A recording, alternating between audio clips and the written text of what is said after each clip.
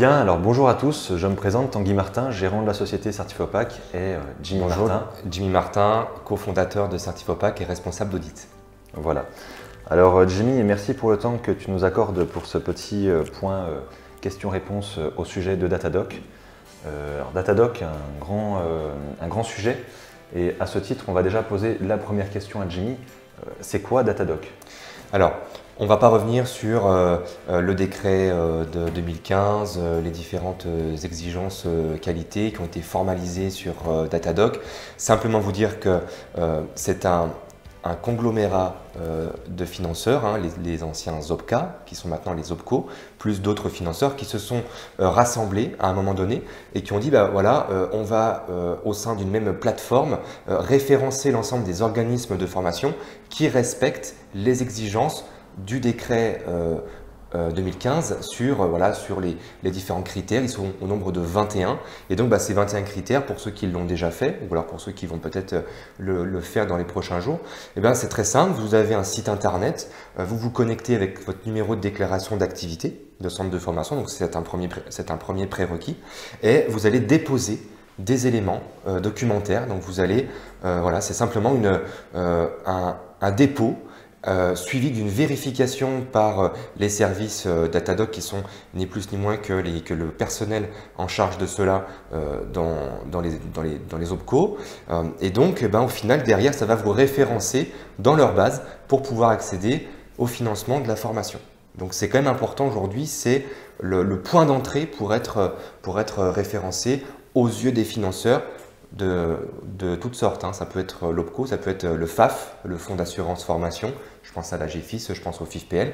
Ça peut être aussi bien sûr Pôle emploi, les régions, le CPF aussi, hein. Si vous voulez ensuite accéder au portail EDOF pour accéder au CPF, de toute façon aujourd'hui vous n'avez pas le choix. Merci pour ces informations.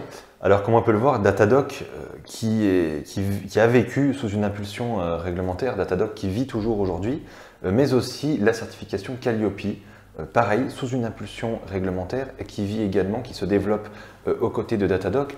Mais Jimmy, au final, c'est quoi la différence? La différence, c'est très simple, c'est que sur Datadoc, on se connecte. Puis on dépose des preuves et puis on est validé ici ou là, 15 jours après, 3 semaines après. Il y a un retour pas précis et même systématiquement de la part du contrôleur qui va vous dire merci d'être plus précis sur ce point, ou alors non, là vous êtes concerné, vous avez écrit que vous n'êtes pas concerné. Donc on est plutôt sur du déclaratif. En fait, ce qu'il faut retenir sur Datadoc, c'est que c'est une déclaration. Je déclare que je fais. Voilà, je déclare que j'ai un modèle, de règlement intérieur, un livret d'accueil. Je crois qu'il y a un indicateur qui parle de ça. Voilà, donc on est plutôt vraiment sur du déclaratif. Calliope, c'est quand même très différent. C'est très différent parce qu'on est sur un fonctionnement démonstratif. Et c'est vraiment, je pense, la grande différence majeure qu'il faut comprendre, que vous soyez déjà datadocké ou pas. D'ailleurs, pour les nouveaux entrants, ce sera, je pense, un peu plus facile, on y reviendra, mais tout simplement pour vous dire que c'est un peu plus complexe, c'est un peu plus concret finalement de devoir démontrer à quelqu'un qu'on fait que, plutôt que de simplement mettre de la documentation sur une plateforme, on dépose, puis on est référencé ensuite. Voilà. C'était d'ailleurs l'une des faiblesses de ce référentiel qui a quand même très bien marché, puisque ne faut pas l'oublier, mais il y a eu plus de 40 000 organismes référencés sur Datadoc, donc ce qui est juste énorme. Donc ça a très très bien marché. La faiblesse, c'est qu'on s'est retrouvé dans les derniers mois et les dernières années avec des kits Datadoc qui étaient vendus ici ou là sur le net, avec des modèles de doc, et l'organisme, entre guillemets, un nouvel entrant, il arrivait, il avait juste à mettre son petit logo et son adresse, et hop, il déposait ses trucs, et il n'y avait pas vraiment de vraie démarche qualité, de vraie démarche d'appropriation du référentiel qualité, et donc c'est pour ça qu'on perdait un petit peu en substance, et c'est l'une des causes, selon moi, ça c'est vraiment à titre personnel, mais c'est l'une des causes qui a fait qu'on arrive vers Calliope aujourd'hui. Pour en revenir sur la différence et finalement aussi sur les points communs entre Datadoc et Calliope, il faut aussi comprendre que c'est un petit peu le même squelette, hein. C'est le même squelette. Vous avez un socle commun d'indicateurs où on va retrouver des choses toutes simples, hein, l'information du public, l'analyse du besoin, le positionnement. l'évaluation des compétences, la collecte des appréciations, que ce soit stagiaire ou financeur. Donc ça, c'est tous des éléments qu'on va retrouver sur Datadoc et qu'on retrouve systématiquement sur Calliope. D'ailleurs, ça fait l'objet d'un article qu'on a monté avec Tanguy au sujet des indicateurs dits critiques, ce qu'on appelle les super indicateurs. Ils sont au nombre d'une petite quinzaine sur le référentiel, sur le guide de lecture, j'entends, pour Calliope. Ce sont tous les indicateurs pour lesquels il n'est pas possible d'avoir de la non-conformité mineure. Donc c'est soit, quand vous serez audité, ce sera soit conforme ou non conforme majeur. Ça, tout simplement, vous verrez, si vous comparez un petit peu les deux référentiels, c'est ni plus ni moins que les indicateurs qui étaient auparavant les critères sur Datadoc.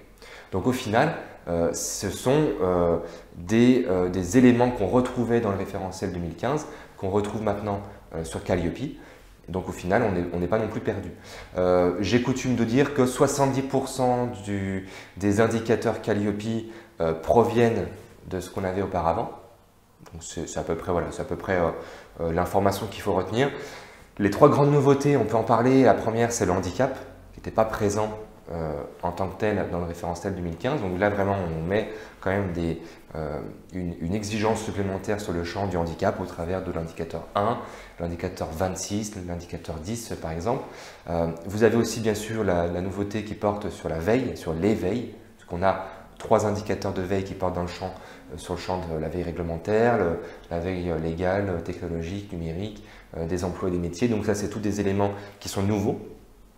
Et puis un dernier champ, l'indicateur 32 du référentiel national qualité, qui porte sur l'amélioration continue.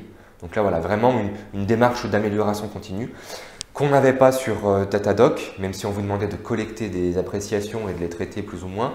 Là, on vous demande vraiment de vous inscrire dans une démarche, ce qu'on appelle dans la roue de Deming en qualité, dans le PDCA. Donc c'est vraiment comment faire pour que un événement, une insatisfaction, une plainte, comment faire pour que ça ne se reproduise plus au final et pour faire en sorte que mon système qualité puisse évoluer, que mon process qualité puisse évoluer pour faire en sorte que, toujours pareil, parce que c'est l'objectif numéro 1, pour faire en sorte que les parties prenantes, donc les stagiaires, les employeurs, les financeurs, soient satisfaits de la qualité de vos prestations.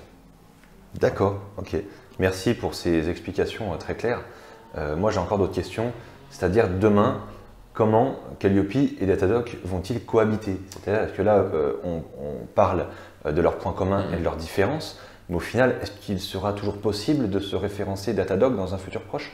Alors, ce qu'il faut comprendre, c'est déjà que là, on est donc mi-2021 pour les organismes nouveaux entrants, c'est-à-dire que pour les organismes qui viennent de déposer leur numéro de déclaration d'activité en préfecture, début 2021, mi-2021, fin 2021, il y a une cohabitation, c'est-à-dire que vous allez pouvoir, à titre exceptionnel, vous allez pouvoir, donc si on travaille ensemble, si vous faites un devis sur notre site internet, vous allez recevoir ensuite une proposition de contrat de certification. Si ça vous convient, si on a échangé en amont par rapport à votre souhait d'audit par exemple, derrière vous allez pouvoir tout simplement déposer votre contrat de certification Calliope directement sur la plateforme Datadoc, donc sans renseigner les différents critères, sans renseigner les différents éléments de preuve. Donc c'est un gain de temps quand même phénoménal. Pourquoi est-ce que Datadoc va considérer que le fait de signer un contrat chez nous, chez un certificateur, vaut finalement pour engagement dans la démarche qualité? Et ça, c'est super important parce que ça va vous permettre de gagner du temps, de vous référencer auprès des financeurs pendant quelques semaines, quelques mois, donc le temps que vous soyez Calliope, puisqu'il peut se passer un délai de plusieurs semaines, voire plusieurs mois entre la signature du contrat et la date d'audit, et puis après quelques jours, voire une semaine ou deux, après pour la délivrance de la certification. Donc entre-temps, ce fossé-là de quelques semaines, voire quelques mois, il est comblé aujourd'hui par Datadoc, qui vous permet d'être référencé. Donc ça, c'est important. On vous met juste en dessous de la vidéo les petites captures d'écran pour pouvoir ensuite le faire systématiquement sur l'application. Donc il ne faut pas hésiter. S'il y a des questions, vous revenez vers nous. Mais donc ça, c'est très important. Après, Tanguy, la cohabitation, elle est toute simple. Elle dure jusqu'au 31 décembre. Datadoc clôture l'activité. Donc alors, il y aura peut-être même plus de site internet où ce sera verrouillé, ce sera plus utilisé par les OPCO, par les financeurs de manière générale. Et à la place, le ministère du Travail est en train de travailler justement sur une application, sur un site web, sur une plateforme en ligne où on pourra consulter de manière publique les centres de formation qui sont certifiés Calliope.